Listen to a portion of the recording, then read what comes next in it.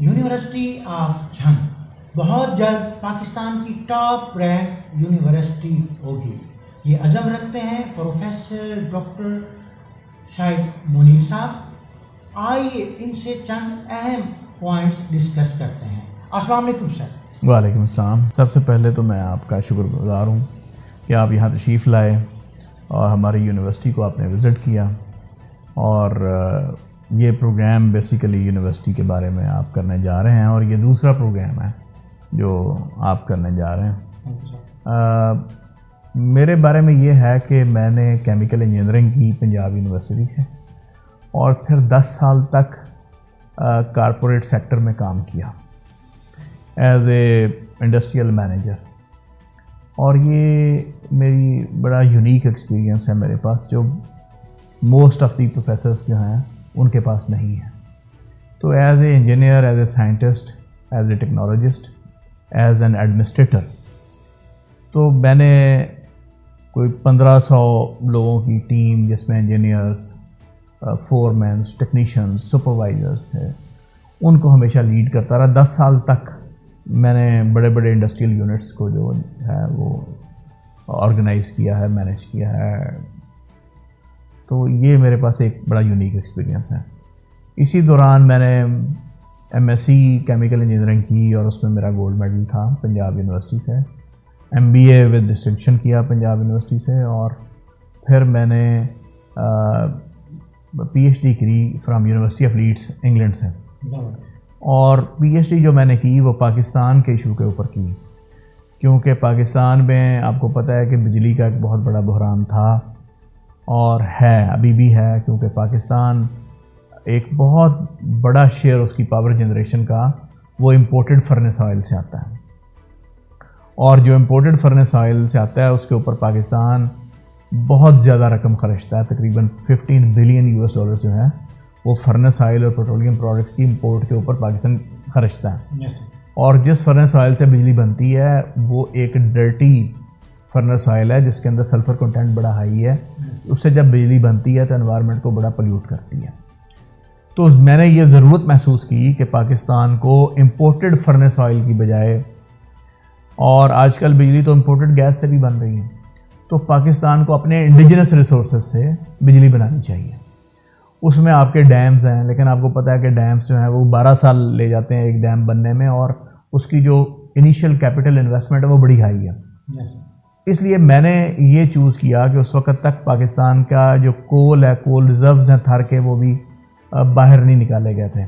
تو میں نے پی ایچ ڈی یہ کی کہ کوئلے سے ماحول دوست بجلی بنائی جائے، کیونکہ پاکستان کے پاس کوئی 30 ٹریلین US ڈالر کا کوئلہ ہے، اور اس کوئلے کو نکالا جائے، اور اس کو پاکستان کے پاس بہت سارے ایگریکلچرل ویسٹ ہیں، جیسے ہم کپاس کو چن لیتے ہیں، اس کا تنا ہمارے پاس ویسٹ ہے، ہم گنے کا رس نکال لیتے ہیں شوگر ملز میں، اس کا پھوک ہمارے پاس ویسٹ ہے۔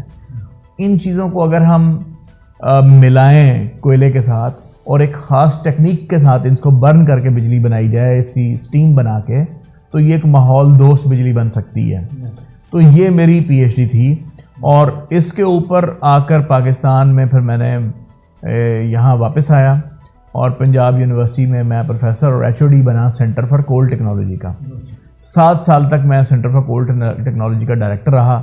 اس پہ میں نے ایکسپینشن کی، PC1 بنائے، اور پنجاب یونیورسٹی میں پھر اس سینٹر کو میں نے institute of energy and environmental engineering میں ٹرانسفارم کیا، جس کے اندر سولر بھی، ونڈ بھی، بایو فیولز بھی، شیل آئل اینڈ گیس کی یہ ٹیکنالوجیز بھی رکھی، 9 پروگرامز وہ بھی رکھے، اور پاکستان کے اندر وہ پروگرام میں نے لانچ کیے جو اس سے پہلے پاکستان میں کبھی نہیں تھے۔ اس میں M S C energy and environmental engineering کا پروگرام بھی ہے، ایم فل کول ٹیکنالوجی کا پروگرام بھی ہے، اسی طرح جو ہیں انرجی پالیسی اکنامکس کے پروگرامز بھی ہیں۔ تو یہ بھی میرا کنٹریبیوشن ہے کہ تقریباً پنجاب یونیورسٹی میں کوئی 2 ارب روپے کے پروجیکٹس جو ہیں وہ میں نے کمپلیٹ کیے، اور نئے انسٹیٹیوشنس کو کھڑا کیا۔ اس کے بعد میں 7 سال تک اس کا ڈائریکٹر رہا، پھر میں 4 سال جو ہے وہ میں پنجاب یونیورسٹی کا کنٹرولر ایگزامینیشن رہا۔ تو یہ ایک اکیڈیمیا میں میرا ایکسپیرینس رہا۔ اس کے ساتھ ساتھ میں Lahore chamber of commerce and industry کی standing committee on energy and standing committee on engineering کا ممبر رہا. پھر پنجاب یونیورسٹی کی کوئی 74 ڈفرینٹ کمیٹیز کا ممبر رہا, 74, جس میں 24 کا میں چیئرمین تھا. تو میرے پاس یہ ایکسپیرینس تھا کہ کس طریقے سے بورڈ آف اسٹڈیز ہوتے ہیں, بورڈ آف فیکلٹی ہوتے ہیں, اکیڈیمک کونسلز ہوتی ہیں, ان کو کس طریقے سے کسی یونیورسٹی کو انسٹیٹیوشنل وے میں چلایا جا سکتا ہے, advance studies and research boards کیا ہوتے ہیں, تو کریکولم ڈیزائن کیسے کیا جاتا ہے, پیپر سیٹنگز کیسے کی جاتی ہیں, پیپر ڈیزائن کیسے کیے جاتے ہیں. تو یہ ان ڈیپتھ ایک نالج اور تجربہ میرے پاس موجود تھا, اور نئے انسٹیٹیوشنز کیسے کھڑے کیے جاتے ہیں, اور عالمی معیار کی لیبارٹریز تقریباً میں نے جو نئی کھڑی کی ہیں وہ 25 کھڑی کی ہیں, اور with the state of the art equipments. تو ایسے میں یہ یونیورسٹی آف جھنگ میں میری پوسٹنگ کی گئی گورنمنٹ نے, تاکہ میں یہاں ایک نئی یونیورسٹی کو چلا سکوں. اور اس سوالات کا باقاعدہ آغاز کرنے سے پہلے میں آپ کو خراج تحسین پیش کرتا ہوں کہ آپ نے جھنگ کمیونٹی کے خوابوں کی تعبیر انہیں جھنگ یونیورسٹی کی شکل میں لاحق کی, اور پولیٹیکل ہتھ کنڈوں کے باوجود, جس طرح ہمارے ہاں جھنگ میں بہت سے ڈیولپمنٹ کے پروجیکٹ ہوتے ہیں اور وہ صرف فائلوں میں ہی نظر آتے ہیں, اسی طرح یونیورسٹی آف جھنگ بھی ہمیں فائلوں میں ہی نظر آتی, ایون کہ اگر آپ اس کو ایک عملی جامہ نہ پہناتے. اس کے لیے آپ کو سلوٹ پیش کرتا ہوں. سیکنڈلی میں اب آپ سے سر یہ جاننا چاہوں گا کہ ڈے 1 سے لے کے ٹل ناؤ آپ نے جو ایفرٹس کیں اس میں آپ کس قدر کامیاب ہوئے, اور فردر آپ کا کیا پلان ہے؟ سب سے پہلے تو میں بڑا شکر گزار ہوں کہ آپ نے جن جذبات کا اظہار کیا, جو خراج تحسین پیش کیا, اس کے لیے میں آپ کا شکر گزار ہوں. اصل میں جب میں یہاں مجھے اپوائنٹ کیا گیا تو میں تنہا ہی ملازم تھا یونیورسٹی کا, پہلا ملازم تھا. یہاں یونیورسٹی 2015 میں ایک ایکٹ پنجاب اسمبلی نے پاس کیا تھا اس یونیورسٹی کا. اس کے بعد اس کی ایک چانسلرز کمیٹی بنائی گئی, اور پھر یہ اس کا چارج جو ہے یہ مومن علی آغا کمشنر تھے فیصل آباد کے, ان کو دیا گیا. اور پھر اس کے بعد گورنمنٹ کالج یونیورسٹی فیصل آباد کے وائس چانسلر تھے محمد علی شاہ صاحب, ان کو 6 مہینے کے لیے چارج دیا گیا. تو اور اس کے بعد ایک پرماننٹ وائس چانسلر, میں اس کا پہلا وائس چانسلر بنا. لیکن جب میں وائس چانسلر آیا تو میں سنگل ہی امپلائی تھا, اور ہمارے پاس 286 ایکڑ کی ایک لینڈ ہمیں دی گئی کہ یہ ایک لینڈ ہے, اور جھنگ کا ایک سب سے کمزور انفراسٹرکچر کا ایک کالج آپ سب جانتے ہیں, گورنمنٹ غزالی ڈگری کالج, اور اس کالج میں ہمیں 5 کلاس روم دیے گئے اور تقریباً 5 آفیسز دیے گئے, اور کہا گیا کہ یہ یونیورسٹی ہے, اس کو آپ نے چلانا ہے. تو اس کے لیے میرا لیپ ٹاپ تھا اور میں ہی تھا. تو ہم نے سب سے پہلے یہ کام کیا کہ اس کی ایک سنڈیکیٹ کانسٹیٹیوٹ کرائی. اس کے کچھ ممبرز جو ہیں وہ اسپیکر نے نامزد کرنے ہوتے ہیں, کچھ آنریبل وزیر اعلیٰ نے اور کچھ گورنر صاحب نے. تو ہم نے وہ بھاگ دوڑ کر کے سنڈیکیٹ کانسٹیٹیوٹ کروائی. پھر ہم نے اس کی دوسری باڈیز جو ہیں, سلیکشن بورڈ ہے, پھر ہم نے اس کی جو ہے اکیڈیمک کونسل ہے, فنانس اینڈ پلاننگ کمیٹی ہے, اور اس کا کوئی بجٹ نہیں تھا, کوئی وسائل نہیں تھے. تو یہ کرانے کے بعد پھر سروس اسٹیچوٹس نہیں تھے کہ ہم کسی کو ریکروٹ کر سکتے ہیں. تو اس کے لیے میں نے service statutes government college university Faisal آباد کے ان کو اڈاپٹ کروایا گورنر صاحب سے. یہ بڑا ایک ہیکٹک پروسیس ہے, اور بہت ساری نئی یونیورسٹیز جو ہیں وہاں جو وائس چانسلر اپوائنٹ ہوتے ہیں ان کو یہ سمجھ نہیں آتی کرنا کیا ہے. تو لیکن چونکہ میرے پاس یہ ایک واسٹ ایکسپیرینس تھا, تو یہ آتے ہی میں نے پہلے 6 مہینے میں یہ کام کر لیا. اور اس کے بعد ہم نے اپنی ریکروٹمنٹ سٹارٹ کی, اور پیورلی آن میرٹ سفارشوں کو نظر انداز کرتے ہوئے ہم نے میرٹ کے اوپر اساتذہ کو بھرتی کرنا شروع کیا. اور اس لیے بھی کہ میرا ایمان کی حد تک یہ یقین ہے کہ دنیا کا کوئی بھی نظام تعلیم جو ہے وہ صرف 2 چیزوں پہ مشتمل ہے, ایک کمپیٹنٹ استاد اور ایک اچھا شاگرد. تو اگر ہم نے کسی سفارشی کو یہاں ایک استاد بھرتی کر لیا تو وہ 35 سال تک ہمارے بچوں کے مستقبل سے کھیلے گا. اس لیے بیسٹ آف دی بیسٹ کو یہاں ہم نے اپوائنٹ کیا. تمام سفارشوں کو, ہر قسم کی سفارش کو میں نے رد کیا. اور اللہ کی مہربانی سے ہم نے بہترین اساتذہ یہاں لائے اور ابتدا میں ہم نے 5 پروگرام جو ہیں وہ شروع کیے. اس وقت بھی ہمارے اوپر یہ پریشر تھا کہ آپ کے پاس 5 کمرے ہیں اور ایک BS کو شروع کرنے کے BS پروگرام شروع کرنے کے لیے 4 کمرے چاہیے ایک کے لیے. تو ہمیں کہا جاتا تھا کہ آپ ایک پروگرام شروع کریں اور وزٹنگ ٹیچرز کے ساتھ شروع کریں. تو میں نے یہ کہا کہ نہیں، میں 5 کمرے ہیں تو 5 ہی پروگرام شروع کریں گے اور پرماننٹ ٹیچرز کے ساتھ شروع کریں گے. تو آج میرے جو ٹیچرز ہیں جو ہم نے رکھے وہ پاکستان کی کسی بھی یونیورسٹی کی فیکلٹی کے ساتھ آپ ان کو کمپیئر کر سکتے ہیں. اب پھر ہم نے اس کا بجٹ اپروو کرایا، فائنانس اینڈ پلاننگ کمیٹی بنائی، پھر بجٹ لے کے آئے گورنمنٹ کے ساتھ ان کی مہربانی سے اور اپنی ایفرٹ سے، اور یہاں ہم نے 5 ڈسپلنز میں کلاسز غزالی کالج میں شروع کر دی. اب ہمارے لیے مسئلہ یہ تھا کہ اگلے سال کی کلاسز ہم کہاں لگائیں، کیونکہ اگلے سال کے لیے تو ہمارے پاس کوئی جگہ ہی نہیں تھی، اسپیس ہی کم تھی، کیونکہ اگلے سال 5 کمرے اور چاہیے اگر 5 تک لمیٹڈ رہتے ہیں. لیکن میرے جو عزائم یہ تھے وہ یہ تھے کہ ہم نے 5 پروگرام تک لمیٹڈ نہیں رہنا، ہم نے تو یونیورسٹی کو ایکسپینڈ کرنا ہے. اس کے لیے اس گوجرا روڈ کی ہماری جو زمین تھی اس کے اوپر میں نے ایک PC1 اپروو کروا لیا. وہ 1 ارب روپے کا PC1 تھا، وہ بھی بنایا اور سنگل ہینڈڈلی بنایا اور اپروو کرایا، چونکہ میرا تجربہ تھا PC1 بنانے کا اور اپروو کرانے کا. اس کے بعد ہوا یہ کہ کووڈ آ رہا تھا اور گورنمنٹ کے جو پیسے تھے وہ شفٹ ہوئے ہیلتھ سیکٹر کو، اور ہمیں کوئی 10 کروڑ روپے ایلوکیٹڈ تھا، ہمیں ٹرانسفر نہیں کیا گیا تھا، کاغذوں میں ایلوکیٹڈ تھا. اور وہ جو ہی کووڈ آیا تو وہ ٹرانسفر کر دیا گیا فاسٹ موونگ سکیمز، یعنی جو یونیورسٹیز کے کیمپسز 90% بن چکے تھے ان کو ٹرانسفر کر دیا گیا تاکہ وہ پروجیکٹ کمپلیٹ ہو. ہاں. ان دا مین وائل یونیورسٹی آف جھنگ کی جو سنڈیکیٹ ہے اس کا اجلاس جھنگ میں ہوا، اور ممبر سنڈیکیٹ جتنے تھے ان کو ہم نے وزٹ کرائی سائٹس کہ اب ہمیں نئی اس کی ایکسپینشن کے لیے سائٹس چاہیے. تو جامعہ ہائی اسکول میں Lahore college of women university کا سب کیمپس تھا، یہ بھی میں نے منسٹر صاحب چونکہ چیئرمین ہیں ہماری سنڈیکیٹ کے، ان کو میں لے کے گیا، باقی ممبرس کو لے کے گیا.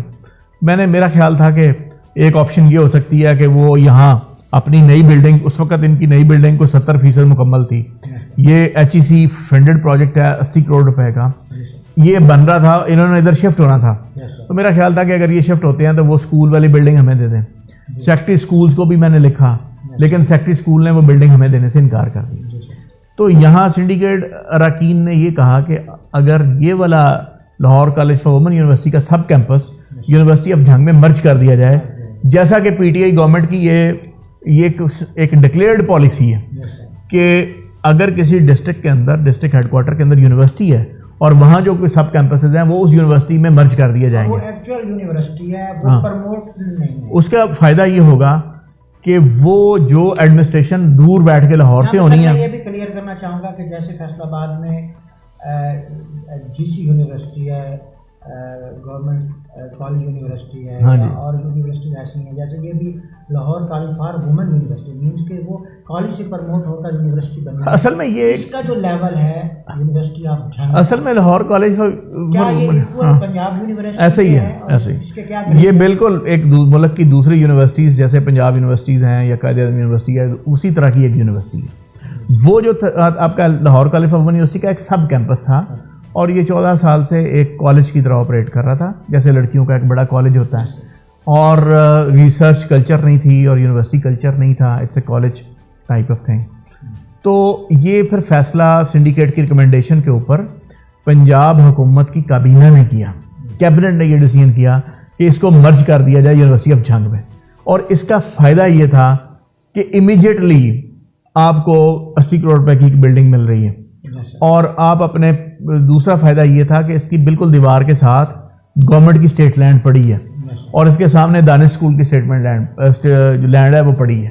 اگر گوجرا روڈ والی زمین کو اس کے ساتھ ہم کر لیتے ہیں، ایکسچینج کر لیتے ہیں، سویپ کر لیتے ہیں، تو ہم اپنی نئی بلڈنگ یہاں اس بلڈنگ کے ساتھ کھڑی کریں گے، تو ہمارے پاس انفراسٹرکچر ہو جائے گا کوئی 2 ارب روپے کا، اور ود ان 3-4 سال ہم 2 ارب کا. پھر اس کے ساتھ college of veterinary animal sciences کی بلڈنگ ہے کوئی 2 ارب روپے کی، پھر ٹیکنیکل کالج ہے.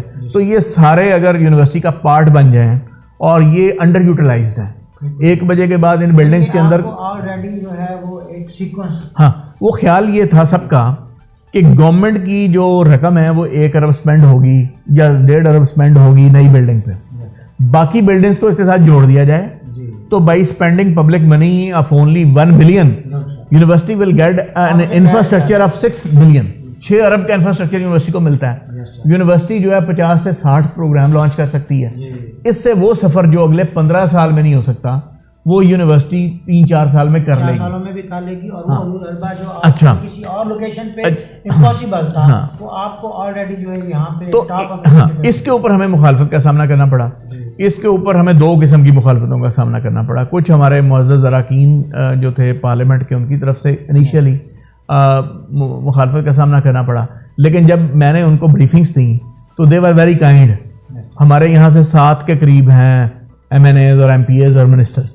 وہ ساروں نے مجھے ایک میٹنگ یہاں ہوئی جب سیکرٹری HED آئے ذوالفقار گھمن صاحب, تو وہ سارے کے سارے ساتھوں کے ساتھوں نے اور ان کے نمائندگان جو نہیں آ سکے ان کے نمائندے بھیجے. ان سب نے کہا کہ ہاں یہ لاہور کالج آف یونیورسٹی کا سب کیمپس یونیورسٹی آف جنگ کو دے دیا جائے.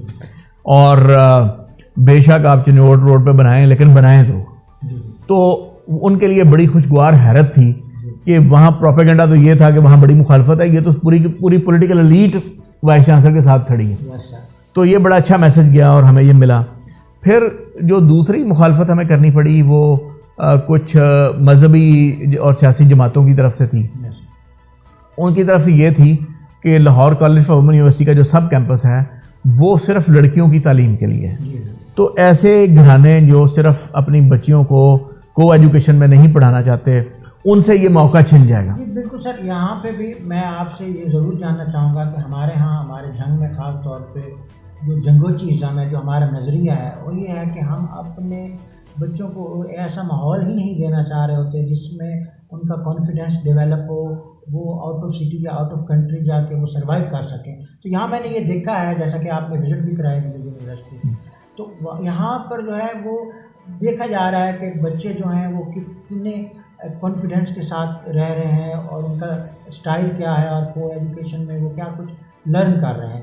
تو آپ ذرا اس بارے میں ہمیں ضرور بتائیے گا کہ ایک یونیورسٹی میں جب اسٹوڈنٹ پڑھ رہا ہوتا ہے تو اس کے اندر کیا کیا چیزیں جو ہیں وہ ڈیولپ ہوتی ہیں. میں یہ بیان کرنا ضروری سمجھتا ہوں 2-3 چیزیں اس میں.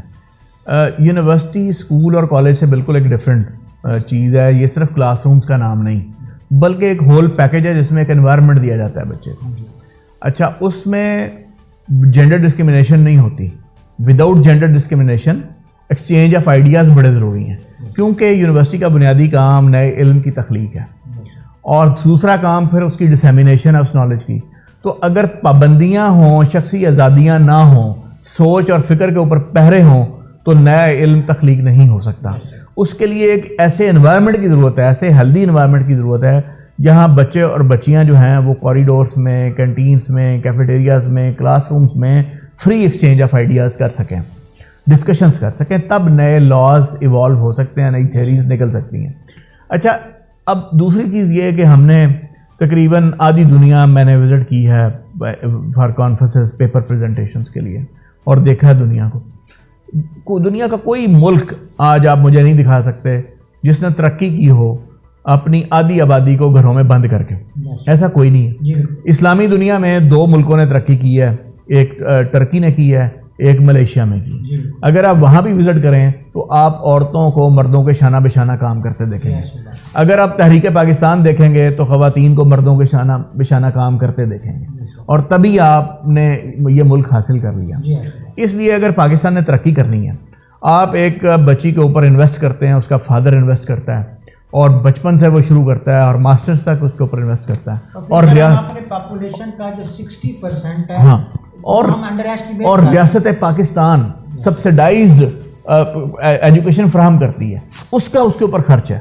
اور اس کے بعد اگر وہ ایک بچی MBBS کی ڈگری لینے کے بعد یا مائکرو بایولوجسٹ بننے کے بعد یا ایک بایو کیمسٹ بننے کے بعد وہ گھر میں بیٹھ جاتی ہے تو اس نے اپنی پوری اس تعلیم کو, پروفیشنل ایجوکیشن کو ضائع کیا. اس کا اکانومی کو نقصان ہوا ہے, اس کے گھر کی اکانومی کو نقصان ہوا ہے. اس لیے اور پاکستان میں کوئی ایسی آرگنائزیشن نہیں ہے. ایک وومن بینک تھا, وہ بھی اب بکتا پھر رہا ہے, جس میں صرف خواتین کام کرتی ہوں. اگر آپ بازار مارکیٹ میں جائیں وہاں بھی مردوں کی دکانیں ہیں, کاروبار ہیں. اگر آپ بینکس میں جائیں, اگر آپ دفاتر میں جائیں تو وہاں مرد و خواتین دونوں کام کر رہے ہیں. اور جس نے یہ اچھی بات ہے بینگ اے مسلم جو ہے وہ خواتین جو اپنی آئیڈینٹی کو برقرار رکھتی ہیں وہ حجاب بھی کرتی ہیں, وہ اسکارف بھی کرتی ہیں, اور انڈونیشیا اور ملیشیا اور ٹرکی بھی خواتین بھی کرتی ہیں. اور یہی ماڈل ہے پاکستان کے لیے آگے بڑھنے کا کہ آپ اپنی مسلم آئیڈینٹی کو برقرار رکھتے ہوئے وہ اس میں آگے آئیں. اب حضرت خدیجہ اگر 1450 سال پہلے ایک بزنس مینیجر ہو سکتی ہیں اور انٹرنیشنل ٹریڈ کر سکتی ہیں, تو آج ہماری بیٹی جو ہے وہ انٹرنیشنل ٹریڈ کیوں نہیں کر سکتی, وہ ای کامرس کیوں نہیں کر سکتی, وہ فری لانسنگ کیوں نہیں کر سکتی, وہ آفس میں فرنٹ لائن پہ آ کے اپنے کاروبار کو کیوں نہیں ایکسپینڈ کر سکتی, اپنی جاب کیوں نہیں کر سکتی. تو وہ اگر پاکستان کی یہ ورک فورس جو ہے جو کہ انڈر یوٹیلائزڈ ہے, اس کو ہمیں ایٹ پار لانا ہے اور کرنا ہے. اور یونیورسٹیز کا یہی کام ہے کہ وہاں اسٹوڈنٹ کی بھی کوئی جینڈر نہیں اور ٹیچرس کی بھی کوئی جینڈر نہیں. ہم بچوں کی قدر کرتے ہیں ان کی انٹلیکچوئل صلاحیتوں کی بنیاد کے اوپر, وہ اٹ ڈزنٹ میٹر کہ وہ لڑکا ہے یا لڑکی ہے. اور یونیورسٹی آف جھنگ جو ہے یہ پاکستان کی یونیک یونیورسٹی ہے, چونکہ ہمارے خلاف وہ کچھ مذہبی جماعتوں نے اور کچھ دوسرے کنزرویٹو لوگوں نے یہ ایشو کھڑا کیا تھا کہ لڑکیوں سے ان کی الگ تعلیم کا حق چھن جائے گا.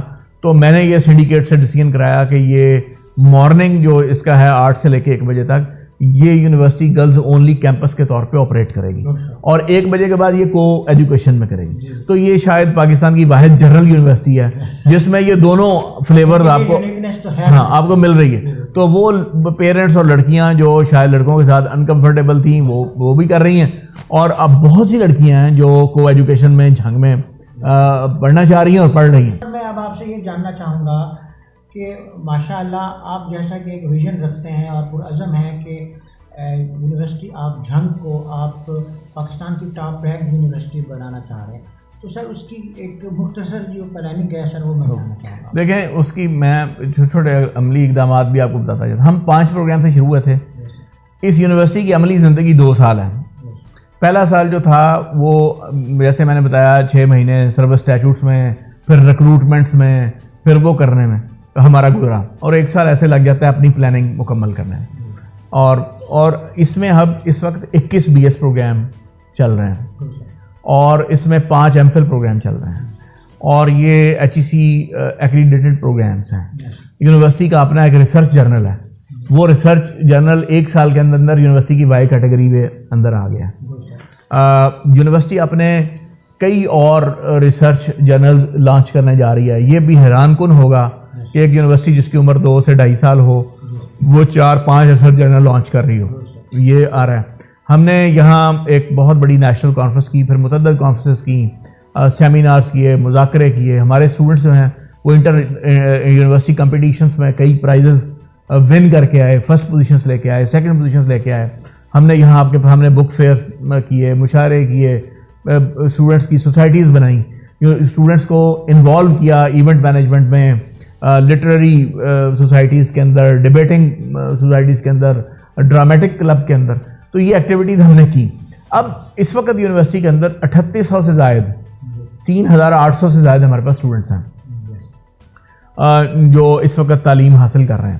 اب ہمارا پلان جو ہے وہ بڑا واضح ہے کہ ہم اگلے آپ دیکھیں گے کہ 1 سے 1.5 مہینے میں ہماری لینڈ ایکسچینج کا ہوگا انشاءاللہ.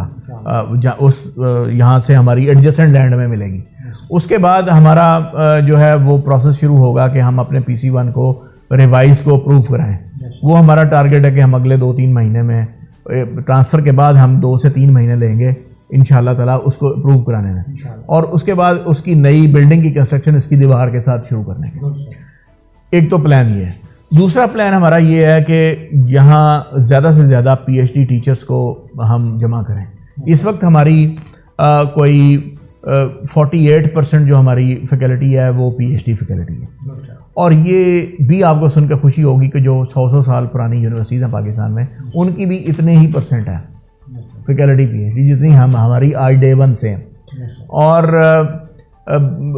یہ ایک بہت بڑی بات ہے. پھر یہ ہماری جو اسٹوڈنٹ ٹیچر ریشو ہے وہ بڑی اچھی چل رہی ہے, اور مسلسل سلیکشن بورڈز ہم کرتے چلے جا رہے ہیں, اور PhDs ہم اٹریکٹ کرتے جا رہے ہیں.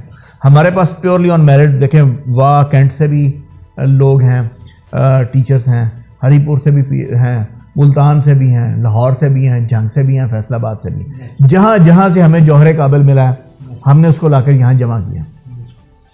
تو اچھے اساتذہ ہم نے جمع کیے ہیں اور طلباء کے اندر ہم نے کوشش کی ہے کہ ایک شعور اجاگر کیا جائے.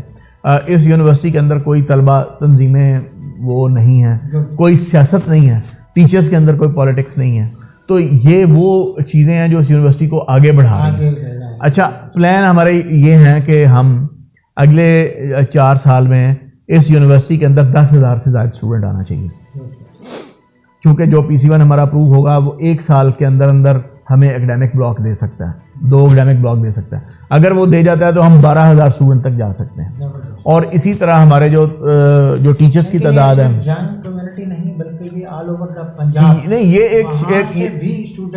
یہ ایک شہر علم بننے جا رہا ہے. ہمارا جو ماسٹر پلان ہے جو ہم یہاں پہ اب آج کل ہم اس کو فائنل ٹچنگ دے رہے ہیں, اس میں ہم یہ جو چنیوٹ روڈ ہے اس کو 2 اینڈ سے بند کرنے کا پلان ہے ہمارا, یہاں college of veterinary animal science سے اور چناب کالج سے, اور ایک بائی پاس ہم گورنمنٹ سے سجیسٹ کرنے جا رہے ہیں کہ یہاں سے نکالیں.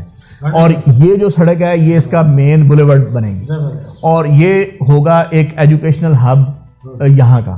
یہاں صرف تعلیم سے وابستہ طالب علم اور اساتذہ ہی واک کر سکیں گے اور جا سکیں گے, آ سکیں گے.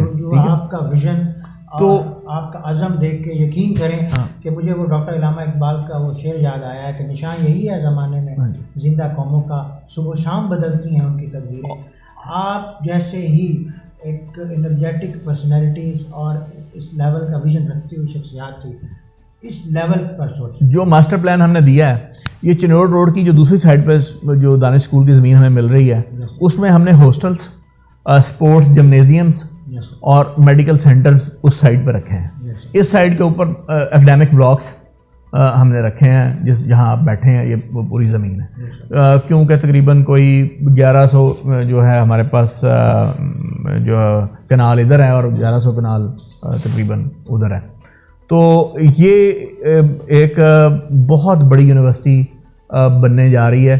میگا اسٹرکچر یہاں آپ کے پاس مل جائے گا, اور یہ جتنے آپ کو ادارے نظر آ رہے ہیں, سی ویس ہے یا ٹیکنیکل کالجز وغیرہ, اتنا بڑی یونیورسٹی جب آپ کے پاس آتی ہے تو الٹیمیٹلی انہوں نے اس کے ساتھ آنا ہی آنا ہے. پھر یونیورسٹی اس سال اگلے 1-2 مہینے میں ایفیلیشن سٹارٹ کرنے جا رہی ہے, ایفیلیٹڈ کالجز ضلع جنگ کے. تو یہ سارے کالجز آپ کو ملیں گے کہ ہمارے ساتھ ایفیلیٹڈ ہوں گے اور وہ بھی یونیورسٹی کے زیر سایہ, کیونکہ ہم نے بڑا اچھا ایگزامینیشن سسٹم, کیونکہ میں خود کنٹرولر رہا ہوں, ہم نے یہاں ڈیولپ کر لیا. اس یونیورسٹی کی ایک اور خصوصیت یہ ہے کہ بہت بڑی بڑی یونیورسٹیز کے بعد پرماننٹ رجسٹرار نہیں ہیں, پرماننٹ ٹریئر نہیں ہیں, کنٹرولرز نہیں ہیں. ہم نے وہ پروسیس بھی سب سے پہلے کر لیا. یونیورسٹی کے اپنے سروس اسٹیچوٹس وہ بھی بن چکے ہیں, اور بہت ساری یونیورسٹیز ہیں جن کے ابھی تک نہیں ہیں, وہ سروس اسٹیچوٹس بھی ہمارے پاس موجود ہیں. یونیورسٹی مارچ کے پہلے ہفتے میں university international multi disciplinary conference کرنے جا رہی ہے, جس میں آپ دیکھیں گے کہ انٹرنیشنل ڈیلیگیٹس یہاں آئیں گے جھنگ میں, اور یہ جھنگ کی پہلی انٹرنیشنل کانفرنس ہوگی انشاءاللہ. اس کے ساتھ ساتھ جو یونیورسٹی اس نے کئی MOU سائن کیے ہیں, کولیبوریشنس کی ہیں, چیمبر آف کامرس کے ساتھ کی ہیں, مختلف یونیورسٹیز کے ساتھ کی ہیں, خوارزمی انسٹیٹیوٹ کے ساتھ کی ہیں, فورن چائنا میں اداروں کے ساتھ کی ہیں. تو یونیورسٹی جو ہے وہ اپنی پوزیشن اور اسٹینڈنگ کو گلوبلائزیشن اور انٹرنیشنلائزیشن کی طرف بھی لے کے جانا چاہتی ہے, کہ اگر ہم یونیورسٹی اپنا PC1 کرتی ہے اور اس کے اندر انٹرنیشنل اسٹوڈنٹ ہاسٹل آتا ہے تو ہماری خواہش ہوگی کہ افغانستان سے اور فلپین سے اور ہمارے جو نائجیریا سے, افریقہ سے اور مڈل ایسٹ سے, جارڈن سے, جو مراکش سے, یمن سے جو اسٹوڈنٹس ہیں جو کسی زمانے میں پاکستان آیا کرتے تھے, ایران سے, وہ ہمارے پاس آئیں. تو ہم اپنی کیپیسٹی بلڈنگ اس اعتبار سے اس یونیورسٹی کی کر رہے ہیں کہ ہمارے پاس بہترین فیکلٹی بھی ہو, بہترین لیبارٹریز بھی ہوں. اس کے ساتھ ساتھ ہم نے فیکلٹی ڈیولپمنٹ پروگرام دیا جو بہت ساری یونیورسٹیز میں نہیں, کہ ہر وہ ٹیچر جو انڈیوس ہوتا ہے وہ فیکلٹی ڈیولپمنٹ پروگرام سے گزرتا ہے. اس کو teaching methodologies, pedagogy, different techniques, challenges to these teacher وہ سکھائے جاتے ہیں. اس کے بعد ہم اس کو بھیجتے ہیں کہ وہ جا کے کلاس روم ٹیچنگ کی طرف جائے. سر ماشاء اللہ جس لیول پہ آپ نے بریفنگ دی اور جو انفارمیشن آپ نے ہمارے تک پہنچائی یہ واقعہ ہی قابل تحسین ہے. اور اس کے ساتھ ساتھ میں آپ کے ساتھ ایک پوائنٹ یہ بھی ڈسکس کرنا چاہتا ہوں کہ ہمارے ہاں ہماری جھنگ کمیونٹی کے کچھ ممبرز ایسے بھی ہیں جو یہ چاہ رہے ہیں کہ جھنگ کو ڈویژن کا لیول دیا جی جی. لیکن جھنگ ڈویژن بناؤ تحریکیں تو بہت سی ہیں لیکن اس کے لیے کوئی فیزیبلٹی تیار نہیں کی جا رہی, اس کے لیے جو ہے کوئی ون پوائنٹ ایجنڈے پہ اکٹھا نہیں ہو رہا. لیکن آپ سے یہ ڈسکشن کر کے مجھے اس چیز کا اندازہ ہوا ہے کہ آپ نے جھنگ والوں کو نہ ہی صرف ایک یونیورسٹی آف جھنگ دی ہے بلکہ آپ نے جھنگ کی ترقی کی وہ بنیاد رکھ دی ہے, ایک ایسا پلیٹ فارم دے دیا ہے کہ اس جھنگ کو جھنگ ڈویژن بننے سے کوئی روک نہیں سکتا بلکہ یہ آنے والے وقتوں میں صوبہ پنجاب کا تعلیمی اعتبار سے ایک ہب ہوگا. ہم نے سر یہاں پنجاب انفارمیشن ٹیکنالوجی بورڈ کے تعاون سے ای روزگار سینٹر قائم کیا یونیورسٹی کے اندر, جہاں ہمارے فائنل سیمسٹر کے بچے بھی اس میں انرول ہوتے ہیں اور وہ ای کامرس اور ای لرننگ سیکھتے ہیں, فری لانسنگ سیکھتے ہیں, اور اس میں ہمارے پاس سکسیس سٹوریز ہیں کہ وہ اچھے ارننگ کر رہے ہیں. اس کے علاوہ یونیورسٹی انڈسٹری لنکیج کے لیے میں نے یہ شکر گنج مل ہے یا آپ کا اسمال چیمبر آف انڈسٹریز ہے, ان کے لوگوں کو میں نے بورڈ آف اسٹڈیز میں شامل کیا تاکہ یونیورسٹی انڈسٹری لنکیج مضبوط ہو اور ان کی نیڈ کے مطابق ہمارے کورسز ڈیزائن ہوں. یہاں جھنگ کے اندر اس کی ترقی کے لیے ضروری ہے کہ یہاں انڈسٹریل اسٹیٹ بنے. دیکھیں ڈویژن بن سکتا ہے لیکن گورنمنٹ سب سے پہلے یہ دیکھے گی کہ جھنگ سے کتنے ٹیکس ریونیوز آ رہے ہیں. میں نے یہ آبزرو کیا کہ جھنگ کے لوگ جو کاریں خریدتے ہیں ان کے اوپر لاہور کے نمبر لگا رہے ہیں, ان کو اپنے جھنگ کے نمبر لگانے چاہیے تاکہ ریونیو جو ہے وہ ڈسٹرکٹ جھنگ میں آئے. ٹھیک ہے. اس کے علاوہ جب میں نے کار خریدی اپنی سرکاری تو میرے پاس یہ آپشن تھا اور مجھے یہ ایڈوائز کیا گیا تھا کہ جی آپ لاہور کا نمبر لگوائیں, لیکن آئی ریفیوز اور ہم نے جھنگ کا نمبر اس کے اوپر لگوایا تاکہ ریونیوز جھنگ کو جا رہے ہوں. اس طرح جو ہیں ہمیں یہاں پہ جتنی ہماری زمینیں ہیں ان کے جو ٹیکسز گورنمنٹ نے رکھے ہیں وہ ایگریکلچر کے, فارمز کے اور چھوٹی چھوٹی جو ہماری انڈسٹریز ہیں وہاں سے اگر ٹیکس ریونیوز بڑھے گا تو اتنا ہی زیادہ شیئر ہمیں ملے گا اس ڈسٹرکٹ کے اوپر خرچ کرنے کے لیے. اگر آج فیصل آباد ڈویژن بھی ہے اور وہاں اخراجات زیادہ ہو رہے ہیں, ترقی زیادہ ہو رہی ہے, تو اس کی وجہ یہ ہے کہ وہ اپنے ریونیوز پروڈیوس بھی زیادہ کر رہے ہیں. تو ہمیں انکم بڑھانے کی ضرورت ہے اپنے ضلع کی. اب جو ہیومن انٹلیکچوئل کیپٹل ہے یا ہیومن ریسورس ڈیولپمنٹ ہے وہ تو یونیورسٹی آپ کو دے گی, آپ کو ایسے گریجویٹس دے گی جو بالکل کیپیبل ہوں آپ کی آرگنائزیشنس کے اندر کام کرنے کے لیے. وہ اگر لیکن ضروری یہ ہے کہ یہاں انڈسٹریل زون ہوں, وہاں ان کو جاب ملے. اگر یہ میں ہیومن ریسورس ڈیولپمنٹ کرنے جا رہا ہوں, اگر انہوں نے نوکریاں جا کے لاہور, کراچی اور اسلام آباد کرنی ہیں تو جھنگ کو اس کا پھر فائدہ ڈائریکٹ نہیں ملے گا. دو گو کے وہ ریونیوز آئیں گے جھنگ میں, لیکن اصل ہمیں فائدہ اس وقت ہوگا. لیکن اس کے باوجود میں سمجھتا ہوں کہ ہم نے بہت انٹینسو ٹریننگز اپنے بچوں کو دے رہے ہیں انٹرپرینورشپ کی. ہماری کوشش یہ ہے کہ یہ نوکریوں کے پیچھے بھاگنے کی بجائے چھوٹے چھوٹے اپنے کاروبار کرنا سیکھ لیں. اگر یہ کر لیتے ہیں تو آئی ایشور یو کہ جھنگ کی اکانومی بھی بدل جائے گی, جھنگ کا سوشل اور کلچرل فیبرک بھی بدلے گا. کیونکہ آپ نے یہاں خود آبزرو کیا ہے کہ بچے اور بچیاں ایک ہی کلاس روم میں تعلیم حاصل کر رہے ہیں اور امیروں اور غریبوں کے اکٹھے اور ہر فرقے کے اور ہر مذہب کے اکٹھے, اور وہ کتنے انوسینٹ وے میں ان کو کوئی پتہ ہی نہیں کہ ڈفرینسز کیا ہیں, اور وہ اچھے دوست ہیں. اور 4 سال جب وہ اکٹھے تعلیم حاصل کریں گے, اکٹھے ڈبیٹ کریں گے, ڈسکورس کریں گے, ڈسکشن کریں گے, تو وہ بڑے ٹالرنٹ اور معتدل مزاج بڑھے گا. اور وہ جھنگ کو جو ایک فرقہ واریت کا شکار رہا ہے وہ ویسے سٹیزنز نہیں ہوں گے جو اس میں ٹریپ ہوں. وہ ایک ان کے اندر قوت برداشت ہوگی, وہ بڑے بیلنس قسم کے سٹیزنز ہوں. سر پروگرام کے لاسٹ میں آپ سے یہ جاننا چاہوں گا کہ آپ جھنگ کمیونٹی کو براہ راست کیا میسیج دینا چاہتے ہیں؟ میں ایک تو جھنگ کے لوگوں کو بہرحال بہت زبردست خراج تحسین پیش کرنا چاہتا ہوں. جب میں یہ دیکھتا ہوں جھنگ کے, میں ولیجز میں بھی جاتا ہوں, 18 ہزاری یا احمد پور سیال یا اس علاقوں کی طرف میں نکلتا ہوں, اور 18 ہزاری سے اس طرف بھی میں جاتا ہوں جہاں صحرا شروع ہو جاتا ہے, وہ جو سڑک حیدرآباد کو جا رہی ہے. تو کئی دفعہ میں چھوٹے دیہات میں یہ دیکھتا ہوں کہ صبح کے ٹائم ایک والد جو ہے وہ اپنی ایک بچی یا دو بچی کو انگلی پکڑی ہے اور وہ اسکول چھوڑنے جا رہا ہے. اور سم ٹائمز میں یہ بھی دیکھتا ہوں کہ وہ اسکول گورنمنٹ کا وہاں نہیں ہے تو وہ پرائیویٹ سا ایک اسکول ایک گھر کے اندر ہے, اور اس کے اوپر بورڈ لگا ہوتا ہے کہ اس میں قرآن کی تعلیم بھی دی جاتی ہے, پھر لکھا ہوتا ہے کمپیوٹر کی تعلیم بھی دی جاتی ہے, اور فیس بھی لکھا ہوتا ہے کہ 300 روپے یا 350 روپے. تو میں اس والد کو دیکھتا ہوں کہ وہ خود اس نے اپنے جوتے پرانے پہنے ہیں, خود اس نے کپڑے اپنے پرانے پہنے ہیں, لیکن اپنی ان بچیوں کو اچھے کپڑے پہنا کے, یونیفارم پہنا کے صبح صبح ان کو وہ اسکول چھوڑنے جا رہا ہے. تو جب میں ان ننھی منی بچیوں کو اسکول جاتے دیکھتا ہوں تو میرا یہ عزم اور یقین پاکستان پہ اور بلند ہوتا ہے کہ پاکستان کو آگے بڑھنے سے دنیا کی کوئی طاقت نہیں روک سکتی. تو یہ جنریشن آف پیرنٹس جو ہے ہماری ان جنرل پاکستان میں اور ان پرٹیکولر ان جھانگجھا سے ریموٹ ایریا میں, کہ یہ وہ والدین ہیں جو اچھے فیوچر کی بنیاد رکھ رہے ہیں, وہ اپنی بچیوں کو تعلیم دے رہے ہیں, اور لڑکوں کو تو دے ہی رہے ہیں لیکن لڑکیوں کو جو دینا شروع ہوئے ہیں, اور اس سے اگر آپ اچھی مائیں دیں گے تو میں آپ کو اچھی قوم دوں گا, یہ چرچل نے ہمیں سکھایا تھا. تو اس سے بڑے دور رس اثرات نکل رہے ہیں. اب آپ دیکھیں اس یونیورسٹی کے اندر لڑکیوں کی تعداد لڑکوں سے زیادہ ہے, یعنی آپ دیکھیں گے کہ یہاں کوئی 65% جو ہیں وہ لڑکیاں ہیں, 35% لڑکے ہیں. تو یہ اور میں نے ملیشیا میں بھی یہی ٹرینڈ دیکھا اور دوسرے ملکوں میں بھی دیکھا اور برطانیہ میں بھی ہم نے دیکھا.